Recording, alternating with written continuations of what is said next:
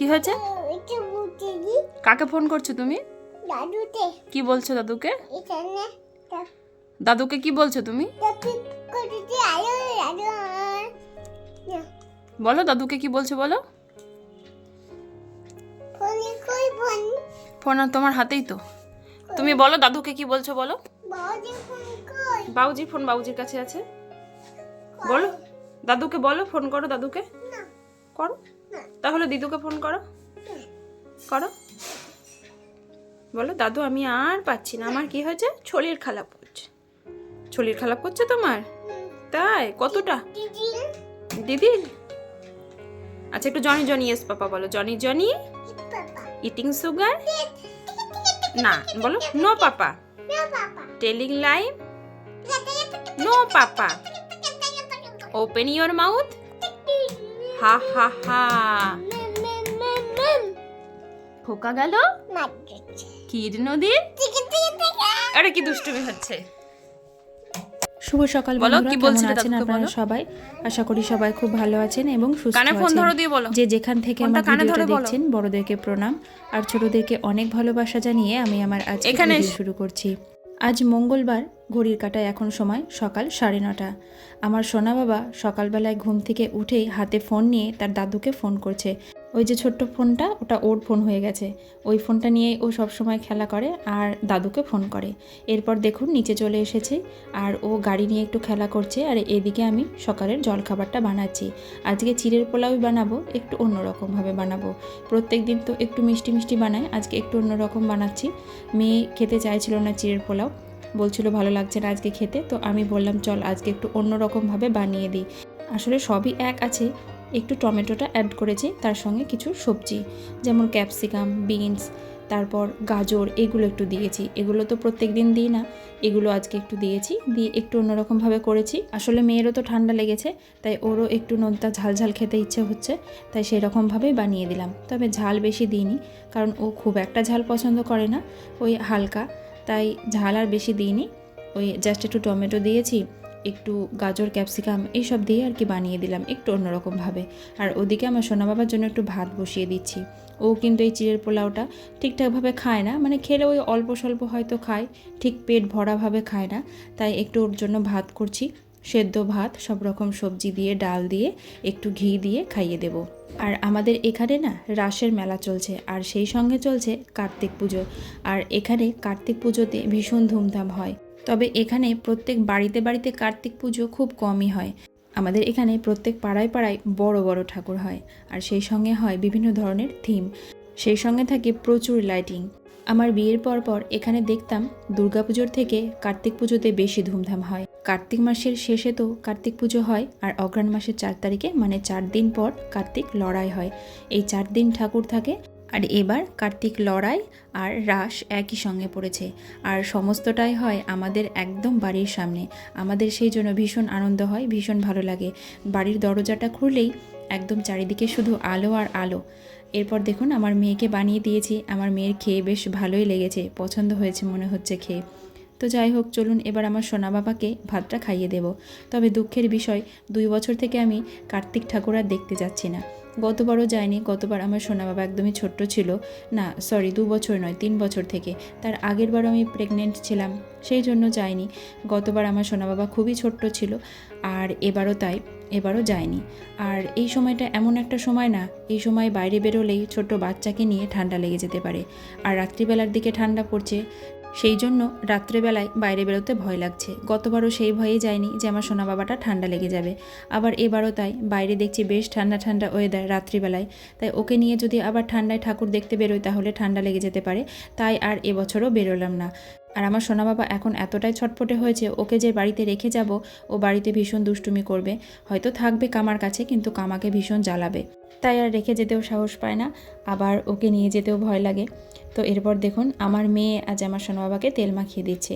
ওকে বললাম তুই ভাইকে একটু ওপরে নিয়ে যা, আমি গিয়ে ভাইকে তেল মাখিয়ে দেবো, স্নান করিয়ে দেবো। তো আমার মেয়েই দেখুন তেল মাখাতে শুরু করেছে, আর ও বেশ আনন্দে দি ভাইয়ের সঙ্গে তেল মাখছে। আর কার্তিক ঠাকুর দেখতে না গেলেও রাসের মেলাতে তো যাবই। আর আমাদের একদম বাড়ির সামনেই, মানে আমাদের বাড়ি থেকে বেরিয়েই আমাদের বকুলতলা মন্দির, আর সেখানেই হয় রাসের অনুষ্ঠান। আর 5 দিন ধরে চলে রাসের মেলা। তো সন্ধ্যাবেলায় আমার সোনা বাবাকে নিয়ে একটু রাসের ঠাকুর দেখতে যাব, মেলাটাও একটু ঘুরে আসব। আর এই দেখুন আমার সোনা বাবাটা কীরকম দুষ্টুমি করছে দেখুন। তোমাকে কে তেল মাখিয়ে দিয়েছে বাবা? সিজা না? ভালো করে বলো, কে মাখিয়েছে? না বলো দি ভাই। না বলো দি ভাই তেল মাখিয়েছে বলো। দাদা তেল মাখিয়েছে বলো, দি ভাই তেল মাখিয়েছে বলো। মামা না বলো দি ভাই, বলো দি ভাই। পটেতে ছোচ্ছের তেল তো জানি, কে মাখিয়েছে বলো, ভালো করে বলো। দিদা আবার বলে সিজা, বলো দি ভাই। দিদা না দি ভাই তাহলে ঠাকুর দেখতে নিয়ে যাবে না, দি ভাই তাহলে কিন্তু ঠাকুর দেখতে নিয়ে যাবে না, বাবুজি বাবুজিও নিয়ে যাবে না, তুমি আমিও নিয়ে যাব না। বলো দি ভাই। আমি হ্যাঁ তুমি তো যাবে, কার সঙ্গে যাবে? বাবুজি কেন বাবুজির সঙ্গে। নিয়ে যাবে না। তুমি বলো। দিদি ভাই তেল মাখিয়ে দিয়েছে। দিদি ভাই কেন মাখি আমার দিকে তাকিয়ে বলো, এদিকে তাকিয়ে বলো দি ভাই তেল। একটু নিয়ে দেখ। বন্ধুরা যারা এখন আমার পরিবারে এসেছেন, আমাকে দেখছেন, আপনাদের কাছে আমার অনুরোধ, আমার এই ছোট্ট পরিবারটিকে আপনাদের যদি ভালো লাগে তাহলে অবশ্যই আমার চ্যানেলটি সাবস্ক্রাইব করে পাশে থাকা অল বেল বাটনটা প্রেস করে দেবেন আর একটা কমেন্টের মাধ্যমে জানাবেন যে আমার এই ভিডিওটা আপনাদের কেমন লাগলো। তাহলে চলুন এবং সঙ্গে থাকুন, পুরো ভিডিওটা দেখতে থাকুন। আমার সোনা বাবা স্নান করানো হয়ে গেছে, ওকে নিয়ে এসেছি নিচে। আমার মেয়ে তো তেল মাখিয়ে দিয়েছিল, আমি গিয়ে স্নান করিয়ে দিলাম। এরপর দেখুন ওকে একটু লেবু ছাড়িয়ে দেব। আমার সোনা বাবা আস্তে আস্তে এতটাই দুরন্ত হচ্ছে, ওর পেছনেই আমাকে অনেকটা সময় দিতে হচ্ছে। আর সেই কারণে আমি ইউটিউবের কাজটাও ঠিকঠাকভাবে করতে পারছি না। মানে ভিডিওটা হয়তো করছি, কিন্তু যেটা সবথেকে বড় কাজ এডিট করা, সেইটাই আমি সময় করে উঠতে পারছি না। আর সময় পাচ্ছি একদম রাত্রে, যখন আমার সোনা বাবা ঘুমিয়ে পড়ছে 12টা, 11:30, 12টা। আর তখন আমিও এতটাই ক্লান্ত হয়ে পড়ছি, আমার আর ধৈর্য থাকছে না ইউটিউবের ভিডিওটা এডিট করার। তো খুব সমস্যা হয়ে যাচ্ছে আমার সেই কারণে। আর তাই প্রতিদিন আমি ভিডিওটা ঠিকঠাকভাবে দিতেও পারছি না। আমি চেষ্টা করছি ঠিকঠাকভাবে ভিডিওটা এডিট করার এবং ঠিক টাইমে ভিডিওটা দেওয়ার, কিন্তু করে উঠতে পারছি না। যাই হোক, চলুন আমার সোনা বাবাকে লেবুটা ছাড়িয়ে দিলাম, ও এবার একটু একটু করে খাবে। আর যেটুকু না খাবে সেটুকু আমি আবার খাইয়ে দেব। এরপর দেখুন আজকে একটা নতুন জিনিস রান্না করব। তো মনের ভিতরে একটা ভয় এবং একটা উৎসাহ নিয়েই এই কৌটোটা খুলতে শুরু করেছি। এটা হচ্ছে মাশরুম। আপনাদেরকে তো দেখিয়েছিলাম, আমি বেশ কয়েকদিন আগে মাশরুমটা বাজার থেকে কিনে এনেছিলাম। প্রথমে তো কৌটোটা খুলতেই পারছিলাম না, তো অনেক কষ্টে এই রকমভাবে আমাকে কৌটোটা খুলতে হয়েছে। তো এটাতে আমার অনেকটা সময় নষ্ট হয়ে গেছে জানেন তো। আর ভেতরে জল দেওয়া আছে, মানে ফ্রোজেন করা রয়েছে।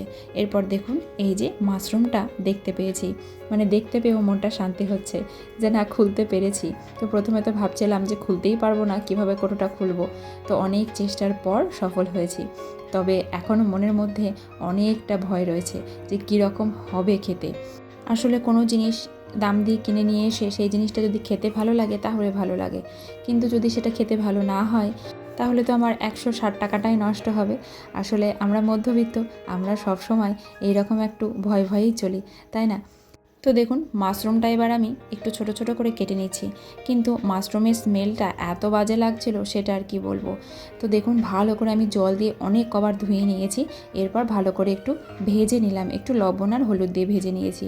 তো আমি তো মাশরুম কোনোদিন রান্না করিনি, তাই ইউটিউবে অনেক রান্না দেখছিলাম, দেখতে দেখতে একটা রান্না বেশ ভালো লাগলো। তবে মাশরুমটা ভাজা মানে ভেজে রান্না করা খুব কমই দেখেছি, সব জায়গাতেই দেখেছি এমনি ডাইরেক্ট রান্না করছে, কিন্তু আমি একটু ভেজেই রান্না করলাম, কারণ কীরকম একটা স্মেল আসছিল সেই কারণে। তো এই দেখুন আমার মাশরুম রান্না হয়ে গেছে। তো সত্যি কথা বলতে কি, খেতে আমার একদমই ভালো লাগেনি, আমার মেয়েরও একদম ভালো লাগেনি, কিন্তু আমার হাজব্যান্ড আর দেওরের ভালো লেগেছে। আর শাশুড়ি মা সেই দিনকে খাননি, কারণ মায়ের কি একটা ছিল উপোস, সেই জন্য মা খায়নি। মাকে আর একদিন রান্না করে খাওয়াবো, কারণ এখনও অনেকটাই আছে। তো যাই হোক, আমার মেয়ের ভালো লাগেনি, কিন্তু আমার হাজব্যান্ডের আর দেওরের ওদের তো ভালো লেগেছে। কাউকে তো একটু রান্না করে খাওয়াতে পারবো, আমাদের ভালো না লাগলে তো কী হলো। তো এটা ভেবেও মনে একটু শান্তি লাগছে। এরপর চলে এসেছি সন্ধ্যাবেলায়, আমার সোনা বাবাকে সাজুগুজু করিয়ে দিয়েছি, একদম হিরো সাজিয়ে দিয়েছি। এবার যাব রাসের ঠাকুর দেখতে আর রাসের মেলা দেখতে।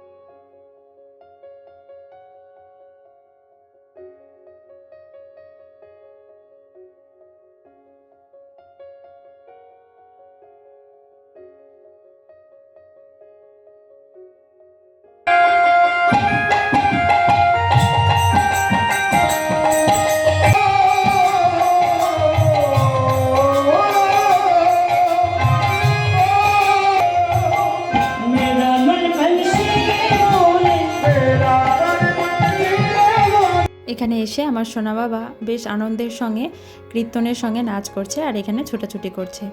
তো এখানে একটু ঘোরাঘুরি করব, আর ও তো বসতে দেবে না, না হলে বসে কীর্তন শুনতে বেশ ভালোই লাগে। আমার তো ভীষণ ভালো লাগে রাধা গোবিন্দের নাম শুনতে। তো সোনা বাবা তো বসতে দেবে না, তাই একটু দাঁড়িয়ে আছি।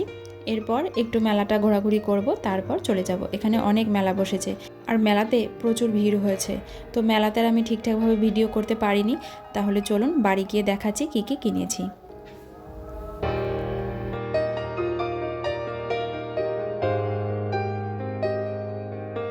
এই দেখুন, এই গাছটা আমি কিনে নিয়ে এসেছি।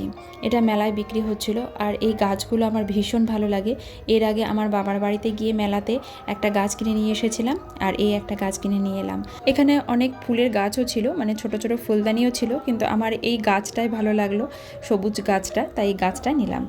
আর মেয়ের জন্য এই দুটো ইয়াররিং নিয়েছি, এগুলোর দাম নিয়েছে 40 টাকা, আর গাছটার দাম নিয়েছে 70 টাকা। তাহলে চলুন বন্ধুরা, আজকের মতো ভিডিওটা এখানেই শেষ করছি। সবাই ভালো থাকবেন, সুস্থ থাকবেন। দেখা হবে আগামীকাল আবারও একটা নতুন ভিডিওর সঙ্গে।